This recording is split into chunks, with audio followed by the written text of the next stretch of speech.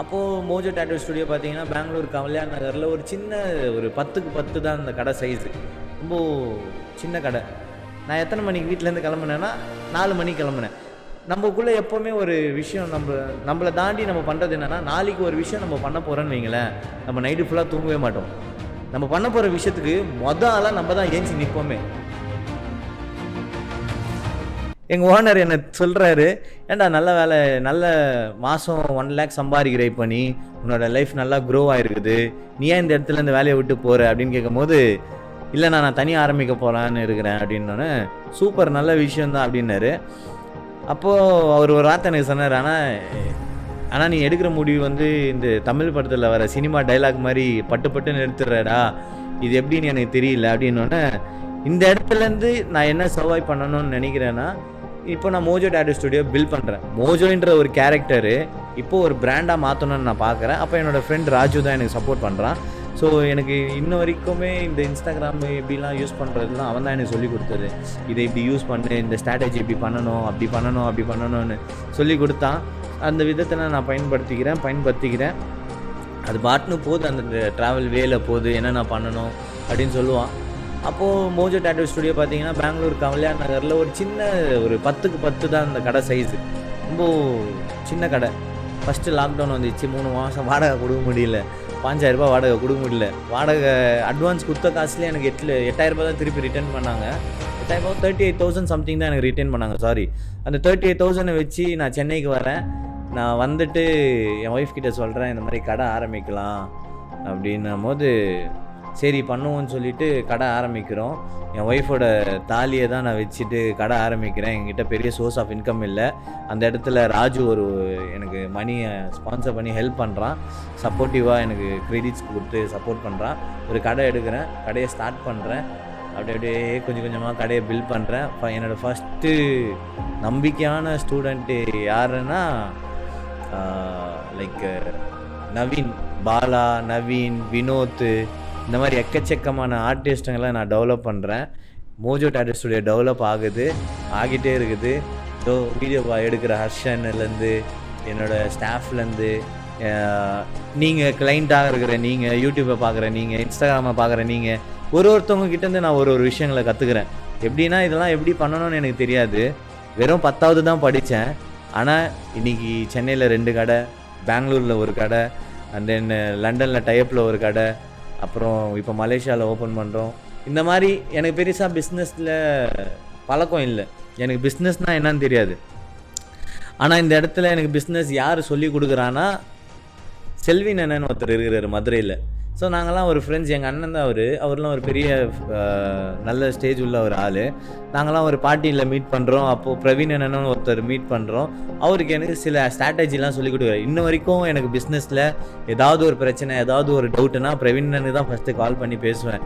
இந்த மாதிரி இருக்குதுன்னா ஸ்டில் எனக்கு பெருசாக டீம் இல்லை, பெருசாக வீடியோகிராஃபிங் டீம் இல்லை. எல்லாருமே நினைக்கிறது என்னென்னா, வெளியிலேருந்து பார்க்குறவங்க நிறைய பெரிய பெரிய டீம்ஸ் வச்சுருப்பாங்க, பெரிய பெரிய ஒர்க் பண்ணுவாங்க இவங்களாம் அப்படின்னு பார்ப்பாங்க. பட் உண்மையாக சொல்லணும்னா, நாங்களே தான் வீடியோ எடுப்போம், நாங்களே தான் எடிட் பண்ணுவோம், நாங்களே தான் எல்லாத்தையும் பண்ணுவோம். கதை, திரைக்கதை, வசனம், இந்த மாதிரி தான் மோஜோ டேட்டூ ஸ்டுடியோ ரொம்ப ஸ்ட்ரகிள் பண்ணி டெவலப் பண்ணியிருக்கிறேன் நான். இன்றைக்கி இந்த ஸ்டுடியோவில் சென்னையில் ஒரு நல்ல ஆர்டிஸ்ட்னால் மோஜோன்னு ஒரு ஸ்டாண்டர்டை நான் பில்ட் பண்ணேன். எனக்கு முன்னாடி ஒரு 5 வருஷம் 8 வருஷமாக டேட்டூ அடிக்கிற ஆர்டிஸ்ட்டும் இருக்கிறாங்க. பட் இன்னமும் அதில் என்ன பெருசாக அவங்க சாதிக்கலையோ அதை நான் சாதித்து நிற்கிறேன். என்னால் முடிஞ்ச சொசைட்டிக்கு தேவையான எஜுகேஷனை நான் பில்ட் பண்ணி வச்சுருக்கிறேன் டேட்டூ ஸ்டுடியோவில். மோஜோ டேட்டூனா இன்றைக்கி எல்லாருக்குமே தெரியும், ஈஸி இல்லை. நான் என்னோடய இன்ஸ்டாகிராமை வந்து வெறும் 200 பேர் கூட இல்லை, ஒரு 30-40 பேரை வச்சு தான் ஆரம்பித்தேன். இன்றைக்கி எப்படி நீங்கள் எனக்கு தெரியும்னு தெரியாது. எல்லாமே இந்த இன்ஸ்டாகிராம், யூடியூப் மூலியமாக தான் நீங்கள் எல்லாருமே எனக்கு பழக்கம். பார்க்குற நீங்கள் இன்ன வரைக்கும் எனக்கு சப்போர்ட் பண்ணுற ஒரு விஷயம் என்னென்னா, நல்ல டேலண்டடாக ஸ்கில்டாக இருக்கிற ஒரு விஷயத்தினால தான் தவிர வேறு மற்றபடி எதுவுமே எனக்கு பெருசாக இல்லை. ஸோ என்னோடய லைஃப் ஸ்டைல் சப்போர்ட்டிவாக இருந்த எல்லாருமே, என்னோடய லைஃப்பில் ட்ராவல் பண்ணியிருக்கிறேன் எல்லாருக்குமே, நான் நிறைய பேரை விட்டுருக்கலாம். பட்டு ஏன்னா இது ரொம்ப லாங்கான ஒரு ஸ்டோரி, அதை ஷார்ட்டாக சொல்ல தான் நான் பார்ப்பேன். ஸோ மோஜோ டேட்டூ ஸ்டுடியோ நாங்கள் பில்ட் பண்ணோம். பிரவீன் என்ன ஐடியா கேட்டார். ஒரு கட்டம் வரைக்கும் மோஜோ டேட்டூ ஸ்டுடியோ வந்து சின்னதாக தான் இருந்தது. என்னென்னா கிளைண்ட்ஸுங்க ஏரியாவுக்குள்ளே டேட்டூ அடிக்கிறவங்களாக தான் இருந்தாங்க. ஏரியா ஃப்ரெண்ட்ஸுங்க ஒண்டி தான் டேட்டூ பண்ணுவாங்க. பெருசாக இன்கம்லாம் இருக்காது. எனக்கு என்னோடய ஃப்ரெண்ட்ஸ் நிறைய பேர் இந்த tattoo studio Mojo tattoo studio ராயபுரமில் ஓப்பன் பண்ணணும்னு நினைக்கும் போது அவங்க என்ன எனக்கு ஒரு வார்த்தை சொன்னாங்கன்னா, மோஜோ டேட்டூ ஸ்டுடியோ நீ ஏன்னா டேட்டூ ஸ்டுடியோ இங்கே ஓப்பன் பண்ணுற, இது ராயபுரம்டா, இங்கெல்லாம் கிளைண்ட் வர மாட்டாங்க, நீ அண்ணா நகர் சைடு போய் ஓப்பன் பண்ணும். என்கிட்ட பிஸ்னஸ் பண்ண காசே இல்லை. நானே 1 லட்ச ரூபா கடன் என் ஒய்ஃப் இது ஒரு நகை வச்சு தான் கடையை ஓப்பன் பண்ணேன். ஸோ காசு இல்லாத நேரத்தில் நான் ஏதோ ஒன்று தான் பண்ணணும். ஆனால் நான் ஸ்ட்ரகிள் பண்ணி தான் ஆகணும். ஸோ நான் பண்ணி ஆகணும், என்ன பண்ணுறதுன்னு தெரியல. அப்போது எனக்கு இதுதான் ஆப்ஷன், வேறு எந்த ஆப்ஷனும் இல்லை. அப்புறம் என் ஃப்ரெண்டுக்கிட்ட சொல்கிறேன், ஒரு நாள் இல்லைன்னா ஒரு நாள் இந்த மோஜோ டேட்டூ ஸ்டுடியோ கண்டிப்பாக டெவலப் ஆகும் பாருங்கள் அப்படின்னு சொல்லும் போது என்னோடய ஃப்ரெண்டு வந்து பார்க்கலாம் அப்படின்னாங்க. சரி, இதையும் ஒரு சேலஞ்சாக தான் நான் எடுத்தேன். பட் அந்த இடத்துல என்னோடய ஃப்ரெண்ட் ராஜு வந்து எனக்கு தெரிஞ்சு நல்லா தான் இருக்குதுன்னு சொன்னான். ஆனால் அந்த இடத்துல நான் எப்படி பில்ட் பண்ணணும்னு நினச்சேன். ஸ்டூடியோ ரொம்ப ரெவென்யூ கம்மியாக தான் போயிட்டு இருந்தது. ரொம்ப லைக் ஒரு கட்டத்தில் நான் காசு வாடகை கூட ஒரு நேரம் நகையை அடமானம் வச்சு தான் கட்டினேன். ஸோ அவ்வளோ கஷ்டத்தில் தான் இந்த மோஜோ டேட்டூ ஸ்டுடியோ ஆரம்பித்தேன். ஏன்னா என்னை சுற்றி நிறைய காம்படிட்டர்ஸ் இருந்தாங்க. சென்னைக்கு நான் வந்த புதுசு, நிறைய காம்படிட்டர்ஸ் என்னை சுற்றி இருக்கிறாங்க. இவங்க எல்லாரையும் நான் தாண்டி என்னோடய டேட்டூ ஸ்டுடியோவை ஷைன் பண்ணி காட்டணும். நான் யாருன்னு ஃபஸ்ட்டு இவங்க எல்லாருக்குமே காட்டணும். நான் என்ன பண்ணுறேன்னு காட்டணும். எல்லாமே நான் பிளான் பண்ணி வச்சுட்டு இருந்தேன். கிட்டத்தட்ட என்னை சுற்றி நிறைய டேட்டூ ஸ்டுடியோ இருந்தாங்க. இன்றைக்கி ரொம்ப குறைவாக இருக்கிறாங்க. இன்றைக்கி எதனாலனா நான் என்னோடய ஐடென்டிட்டியை பில்ட் பண்ணி வச்சிட்டேன். இதுதான் பிராண்டு. மோஜோ டேட்டூ ஸ்டுடியோ நாங்கள் சென்னையில் எப்படி பில்ட் பண்ணோன்னா, சென்னையோட மார்க்கெட் நாங்கள் அனலைஸ் பண்ணேன். நான் வந்து ஸ்கின்டிப்பில் வேலை செய்யும் போது இங்கே மார்க்கெட் பார்க்கும்போது அங்கத்துக்கும் இங்கத்துக்கும் கம்பேர் பண்ணும்போது இங்கே கொஞ்சம் கம்மியாக தான் இருந்தது. ஏன்னா இங்கே வந்து ரிப்பீட்டடான ஒர்க்ஸ் தான் பண்ணிகிட்டு இருந்தாங்க. அந்த க்ரியேட்டிவிட்டி இல்லை. நான் வந்ததுக்கப்புறம் தான் இண்டஸ்ட்ரியை நான் கொஞ்சம் மாற்றினேன். எப்படி மாற்றினேன்னா, இங்கேருந்து தமிழ்நாட்டிலேருந்து காம்படிஷன் போய் வின் பண்ண ஆள் யாருமே இல்லை. அப்போது நான் தான் ஃபஸ்ட்டு இங்கேருந்து தமிழ்நாட்டிலேருந்து காம்படிஷன் போய் குஜராத் கன்வென்ஷனில் போய் வின் பண்ணேன். ஸோ நான் போகும்போது ஒரு தமிழ் ஆர்டிஸ்ட்டாக நான் தான் ஃபஸ்ட்டு போய் பண்ணேன். அண்ட் தென் அதில் எனக்கு செகண்ட் ரன்னர் அப் பிளேஸ் கிடச்சிது. அது எனக்கு ரொம்ப பெருமையாக தான் இருந்தது. அதுக்கப்புறம் யாரெல்லாம் போனாங்கலாம் எனக்கு தெரியாது.